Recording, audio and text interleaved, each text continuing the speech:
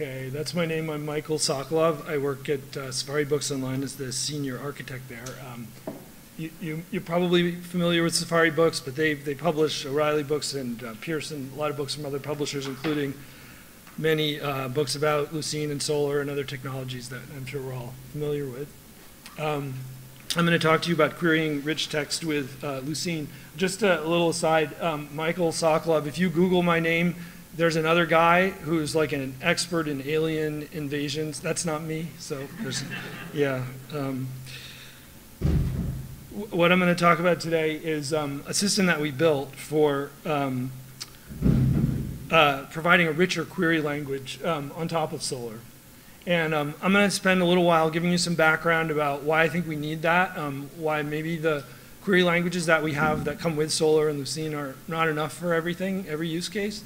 I'm going to give you some background about how we came to that and sort of a little demo of our software, motivate this, because I think this is something that's probably unfamiliar to a lot of people. And then I'm going to talk about some implementation, how does it work. I'm trying to cover a range of things, so I hope you'll all find something interesting to take home with you from this talk. Even if you don't want to use our software, this is not like a sales pitch. I hope maybe you come away with some ideas about how to implement other things that are similar.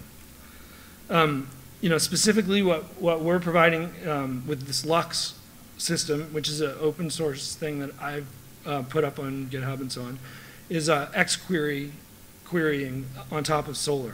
I want to see like a little show of hands, like how many people know what XQuery is? Okay, that's pretty good. So that's why you came here, because that was the title of my talk. I probably scared everyone else away, but at any rate, I'm glad to see that. So how many of you actually use it in your daily jobs now?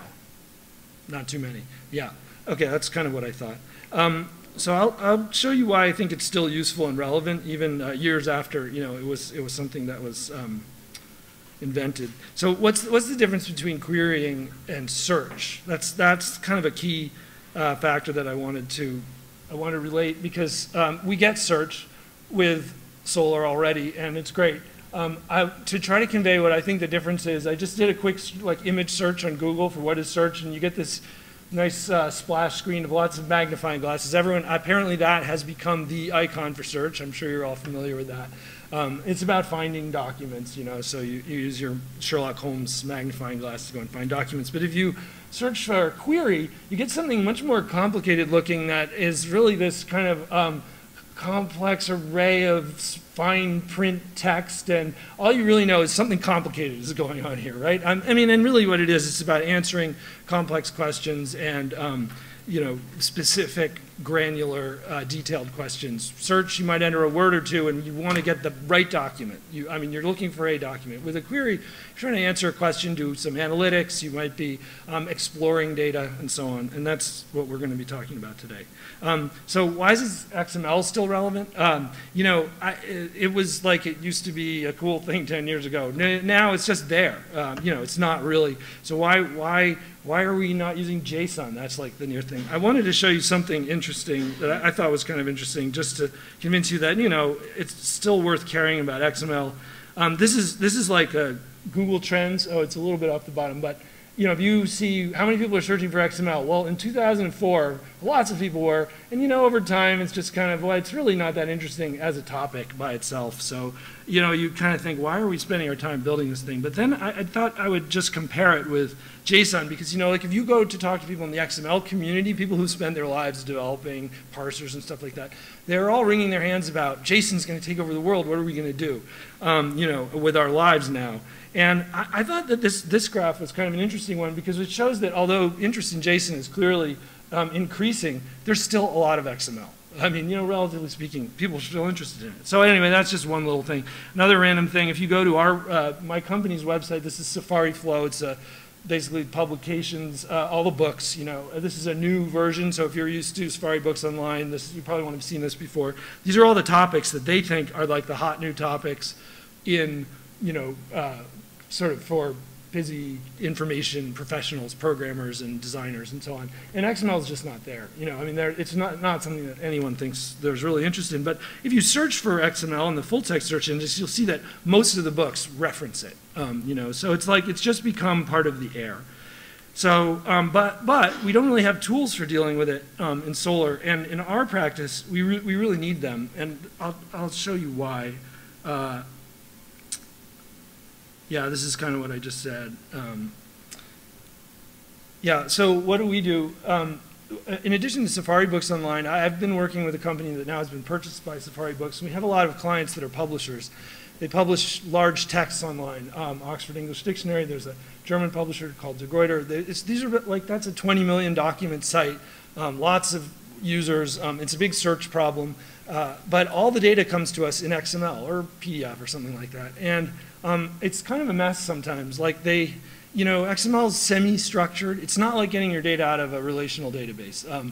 Yes, there are tags and the data, you can structure it very neatly. So if you're getting like log data, oh yeah, it's probably structured just like a relational database. But if what you're doing is dealing with documents that were written by people or converted from old print documents, oftentimes like the structure is not quite as neat or well organized, even if you have a schema or DTD or something like that. So one of the problems that we deal with all the time are, publisher delivered reams of books, we load them into the system, and some of them just aren't quite working right, and we need to debug these problems in these piles of XML data.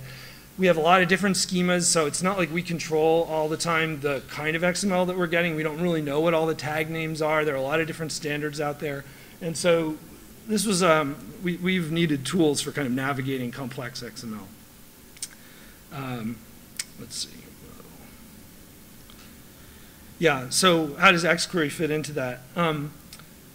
It's really designed for querying XML. I think most of you said you knew what XQuery is. Basically XPath plus functions, sorting, modules. It's a whole programming language, right? But at its base, the core expressions in XQuery are really XPath expressions. They're designed for navigating XML documents. You don't really need it if you're just doing quick search on your website.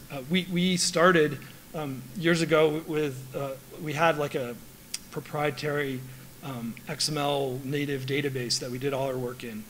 In the last 4 or 5 years, we've been converting over to use Solar for all of those sites that we used to use this proprietary XML system. And what we found is when we moved over, we had some XML smarts in the front of the pipeline where we extracted the data, and I think this is how most people deal with XML in the Solar world. They use like DIH handlers that run XPath, that pull out the data they need, and then they just index those in fields. And that's what we do too. We don't use DIH, but we do something similar. And that works great for like advanced search, where you want to search by the author or by date or whatever, and you've got those fields neatly structured. And so we were pretty much able to convert our whole pipeline over without XQuery.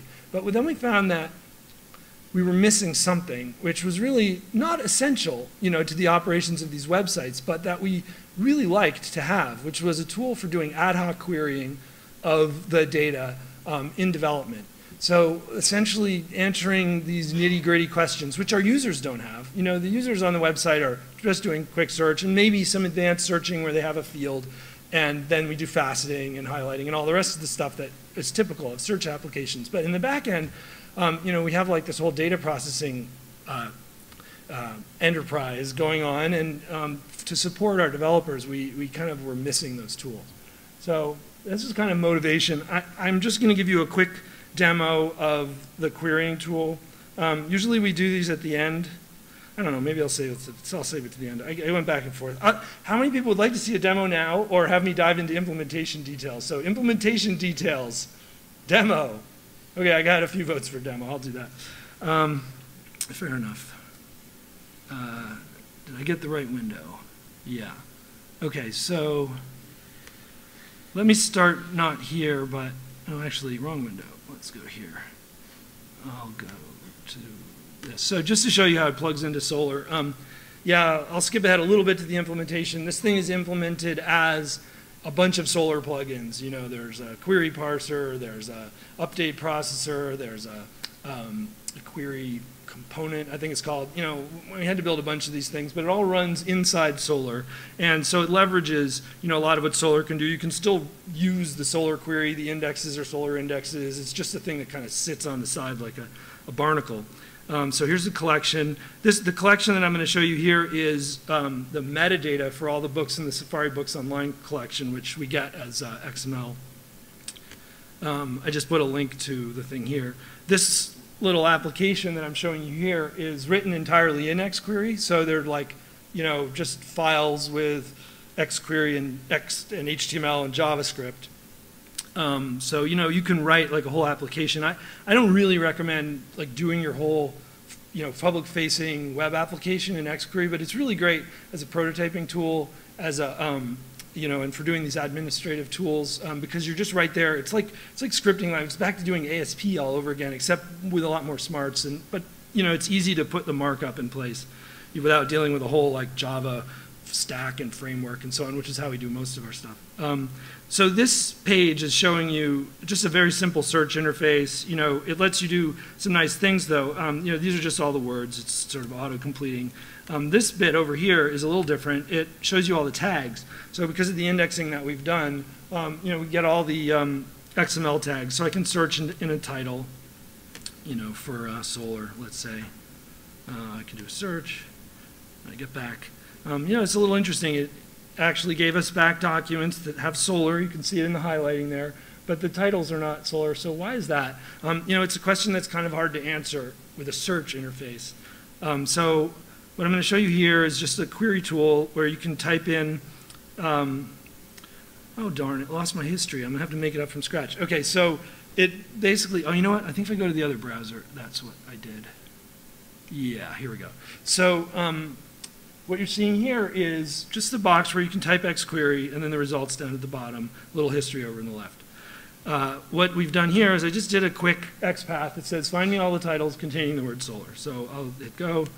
The screen's a little bit smaller. I don't know if I can resize this now, but we'll scroll. Can I scroll the big window? Yeah.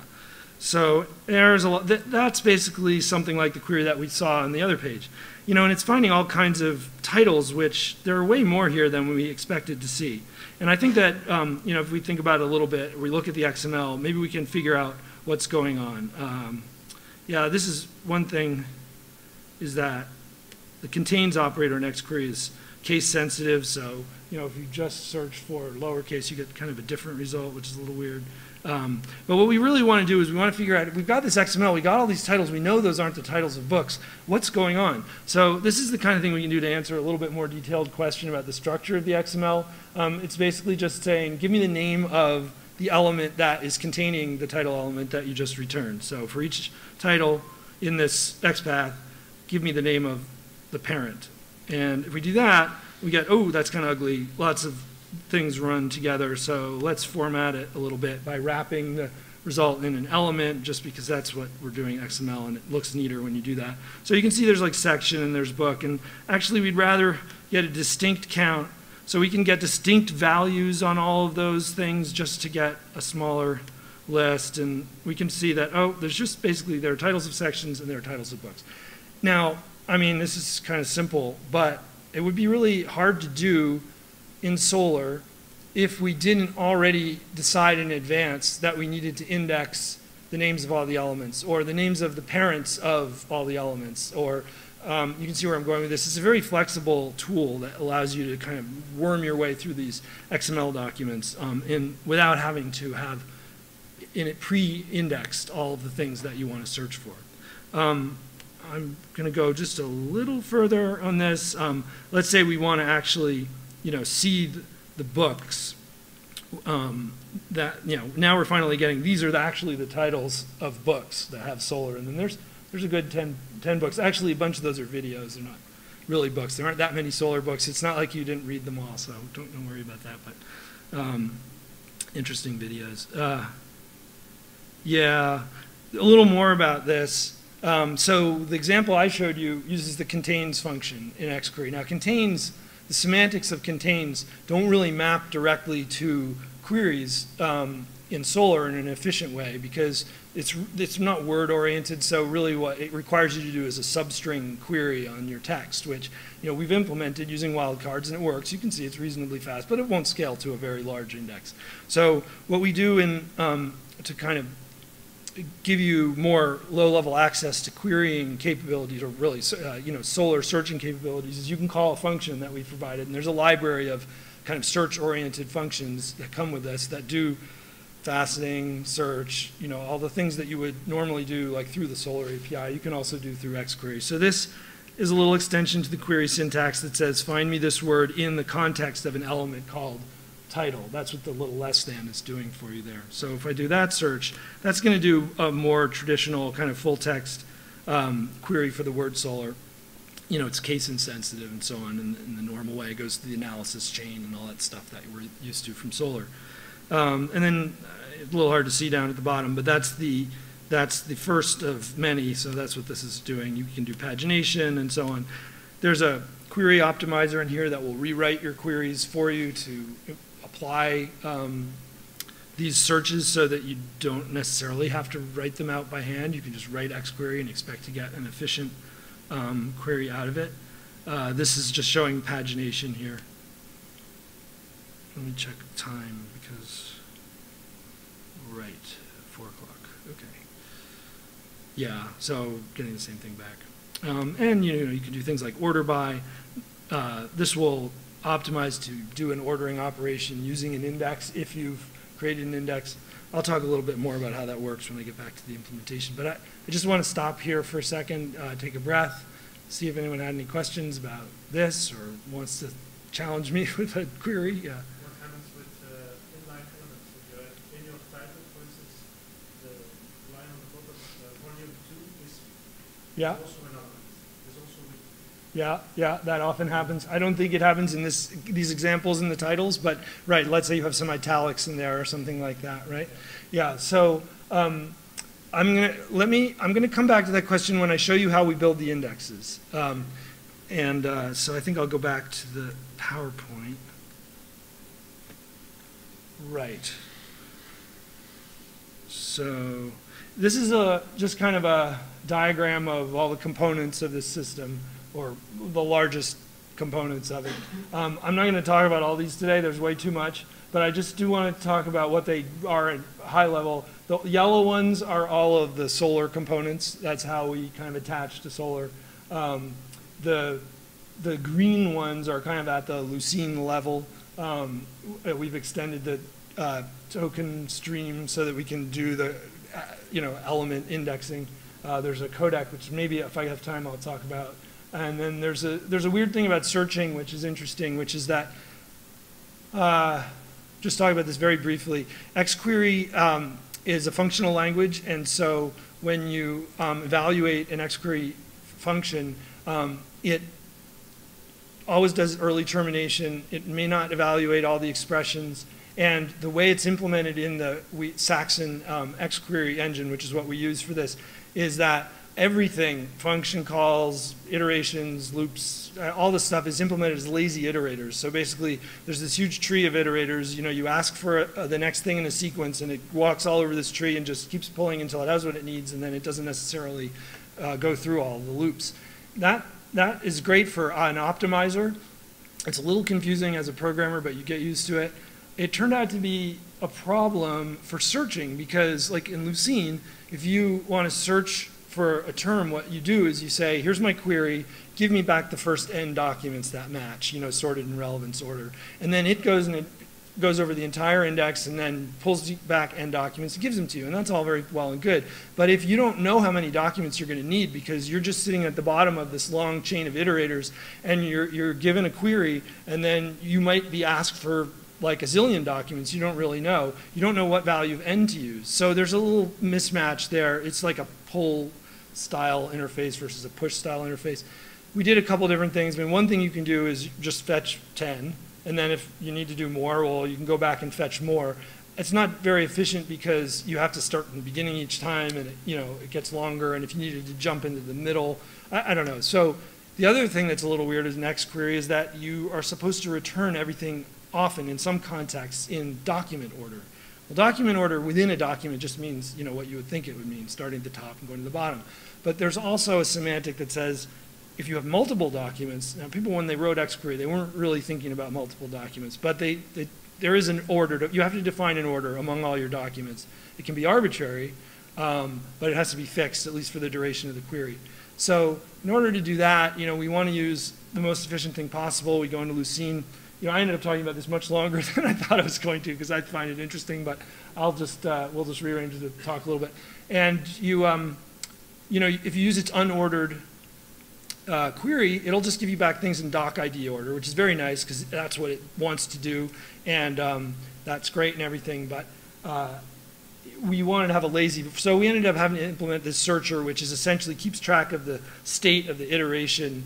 We essentially unpacked one level down into the index searcher API and made it a re-entrant searcher. So you can call it, ask it for a document, and then it remembers where it was. You can call it and give the next document and so on. So that was an interesting little problem. Mostly what I want to talk about is this tagged token stream thing, because it gets to the answer to the question that you asked. And I think it's something that might be useful completely outside the context of XQuery and so on. So let me get into that a little bit. Yeah, just to finish off the color coding here, the pink stuff is all the kind of XQuery stuff related to Saxon. All right. So XML, I think I mostly talked about this, DIH path index processor, XPath indexes, or is that enough? Yeah.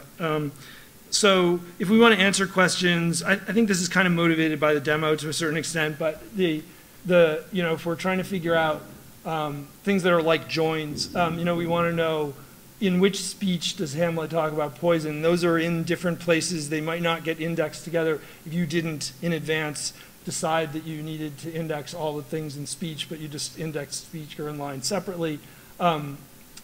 You have choices that you have to make up front when you build indexes based on XPath. XPath is very precise. It just gets you to a specific thing.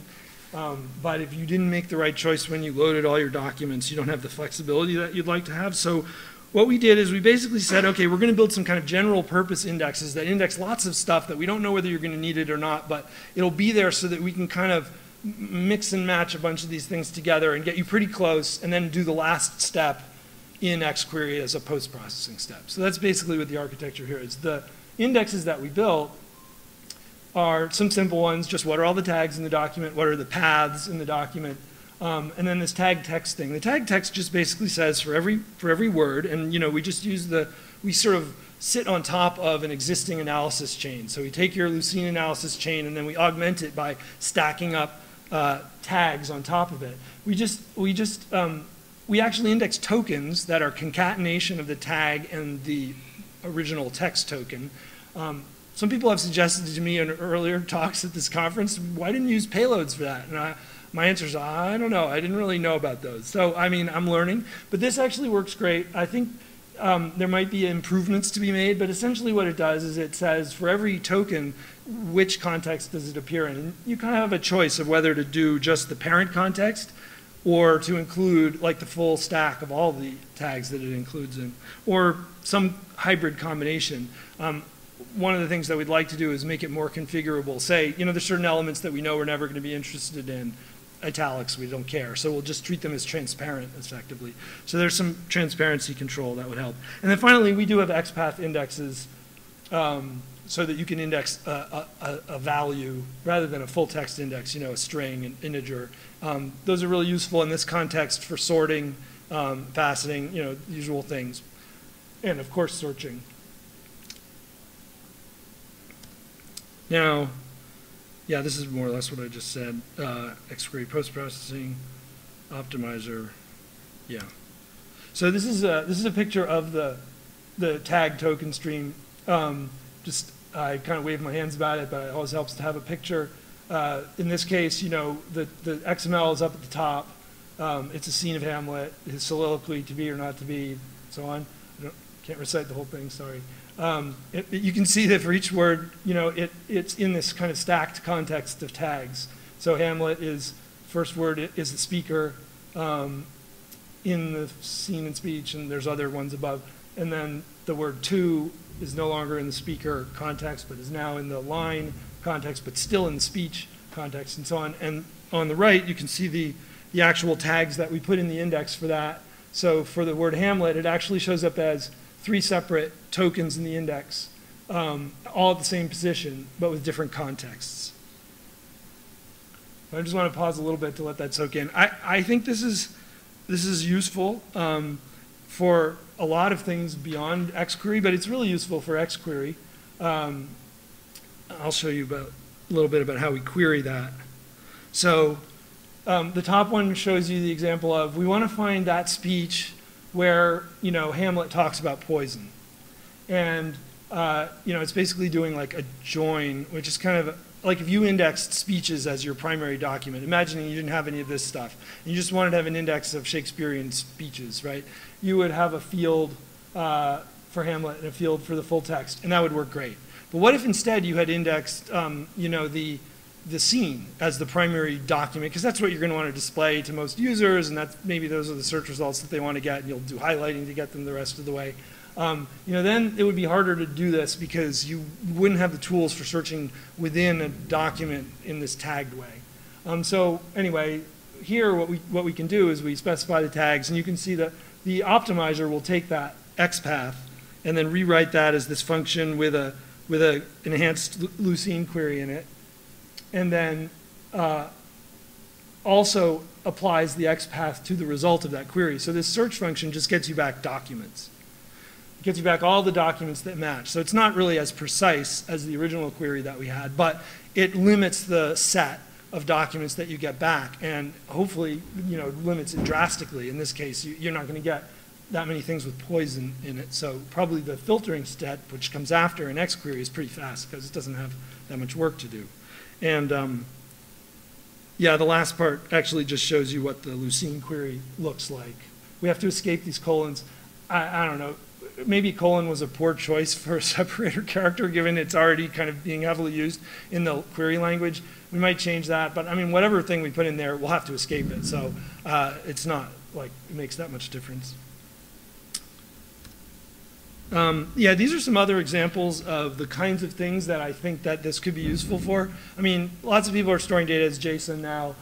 You can use the same technique to index, you know, arbitrary JSON without worrying about what it is in advance. People will just throw you messages, and you can just index it because it's a tree. It has names. It doesn't have as many names as XML, so it's a little tricky what to do with arrays or lists.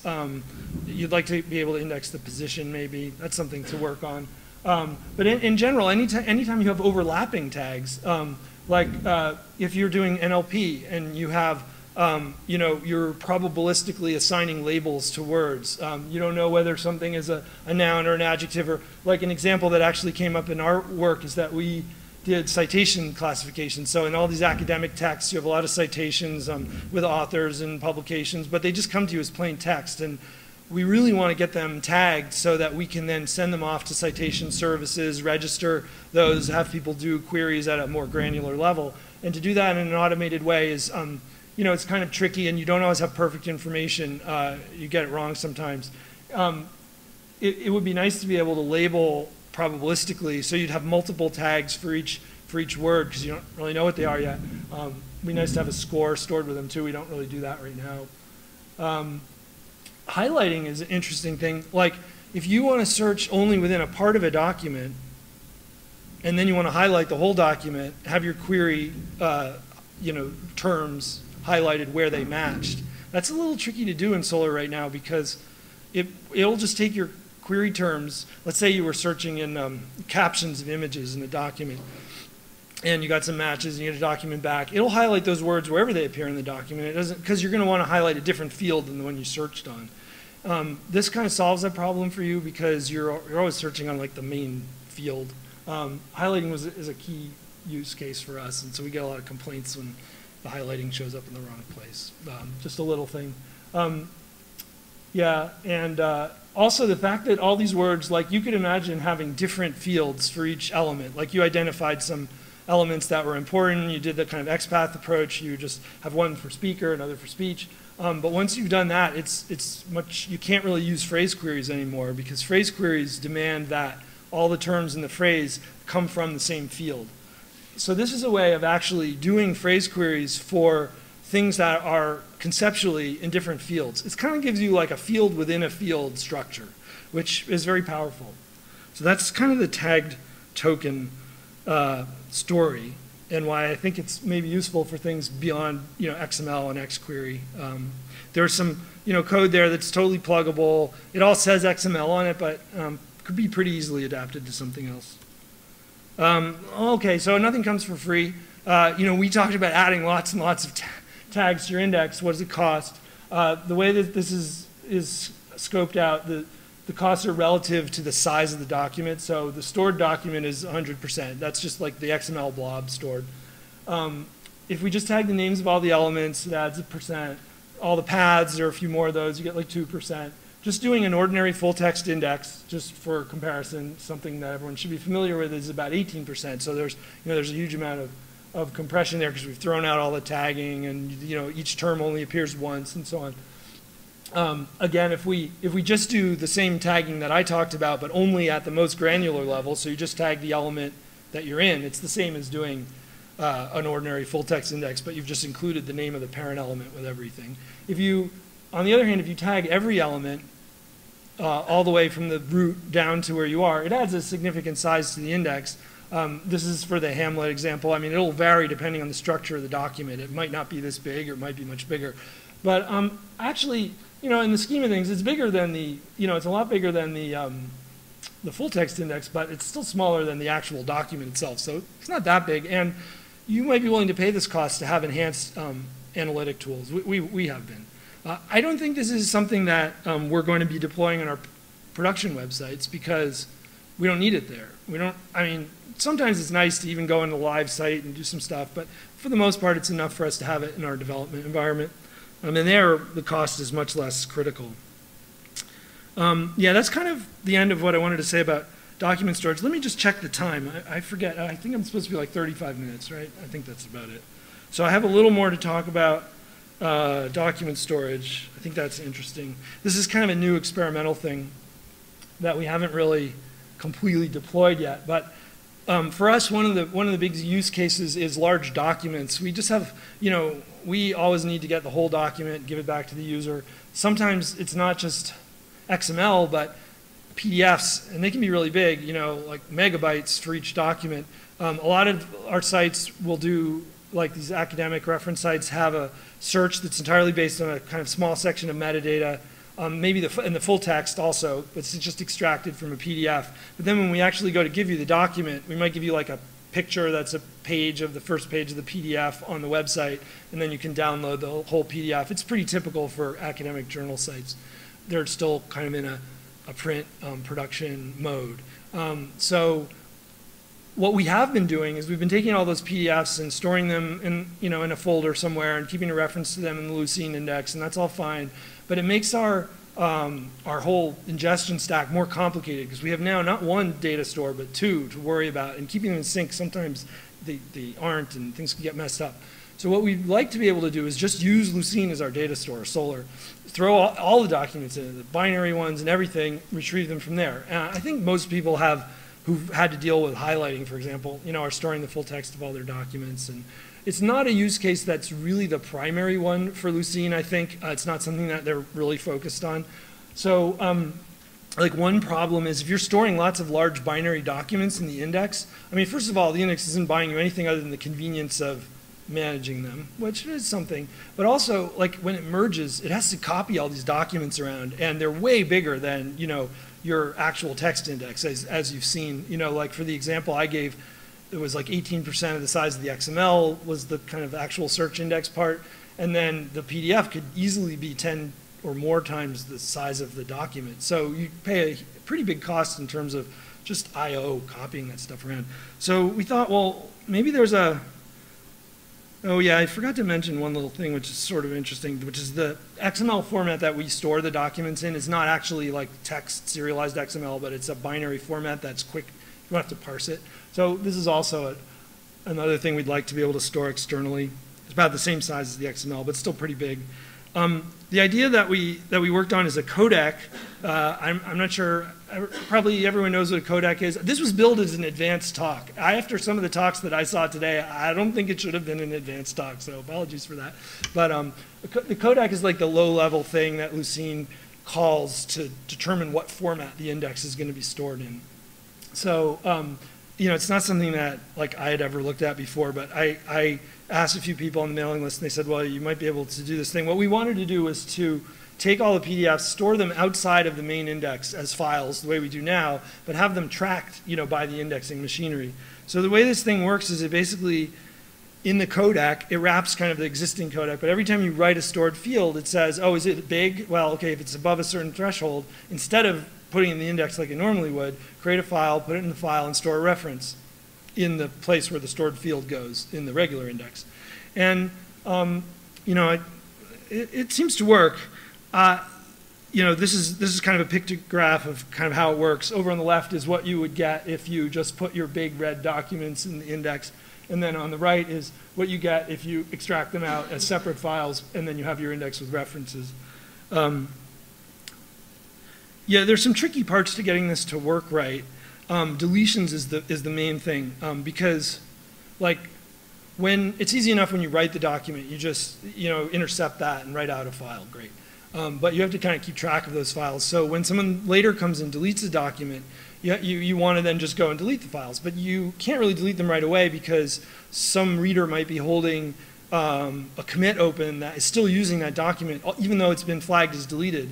Lucene doesn't really completely erase any existence of your document until the segment with the deletions in it is merged. When that happens, then you can clean up the deleted files and not have file not found references and stuff like that.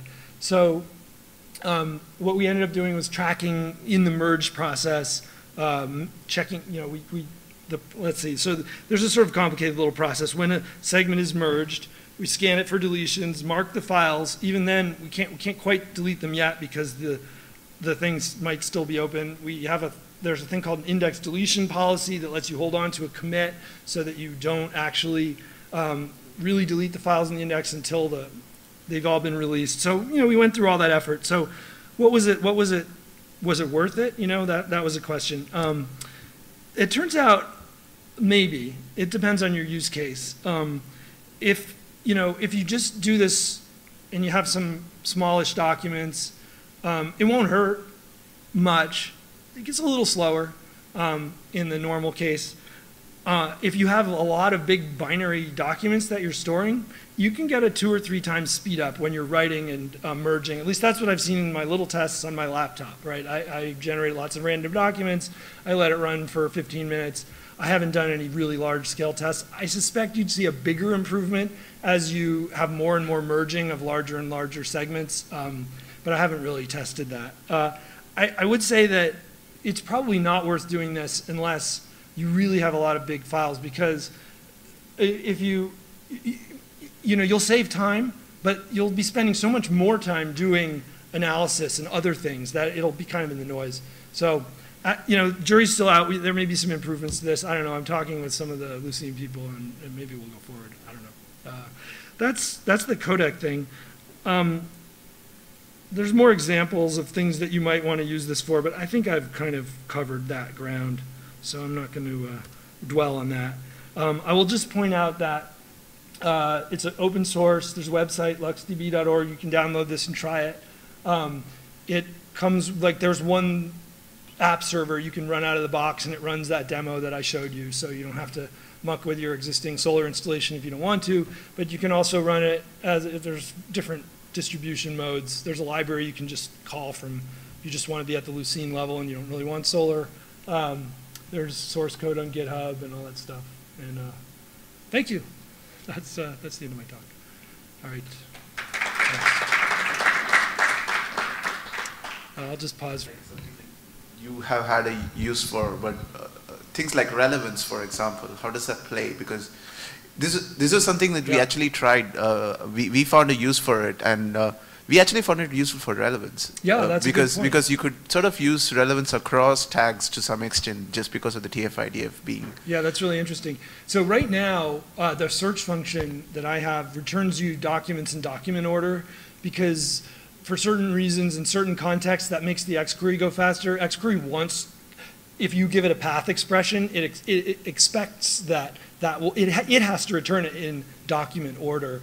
And so what that means is if your search function doesn't return things in document order, it retrieves every document, sorts them all in document order, and takes the first ones. So the default behavior is to do that. But you can also ask it to return results in relevance ranking. And you know, if you do that, I think it obviously will incorporate the tag information into that. And as to, you know, I haven't really thought very much about what the value of that is, but I'm sure there's a good use case for it.